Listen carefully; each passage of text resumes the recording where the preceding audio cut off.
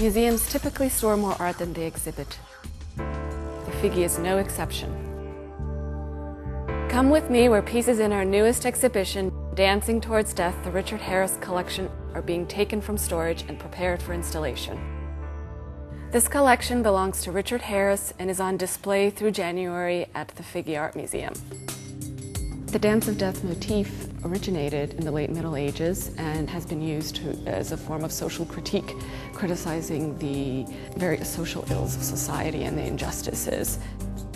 Here we have from a book, The English Dance of Death by Rowlandson.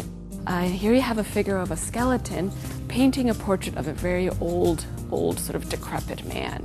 And in the background you see a scene of a woman who is his wife, and with a much younger man, pointing out the sort of the folly of this old man who tries to overcome his own death in some degree by marrying a much younger woman, but instead falls victim to it. This is a 17th century ivory horn called an olifant. It represents the noble Christian knight, and he is passing by the devil as well as the death. And the idea is that by leading a active life of virtue, one can achieve salvation and overcome death. Let's go upstairs to the third floor gallery where the art is being hung for display and take a closer look. Here we have a wonderful still life by Flemish painter Adriaan van Utrecht. Not only do we have this beautiful bounty, this display of wonderful objects, but there are also signs that all life is ephemeral and transient.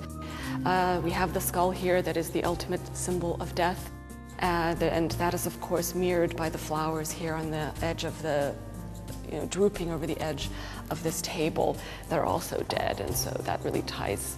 This is all in keeping with the theme of the exhibition on the dance of death. So the works that I selected illustrate sort of how this theme came into being, and then its various variations. So we have images that its origins lie in the late Middle Ages, and then it continues into the Renaissance and up into contemporary times. See Dancing Towards Death, the Richard Harris collection, before it leaves in January.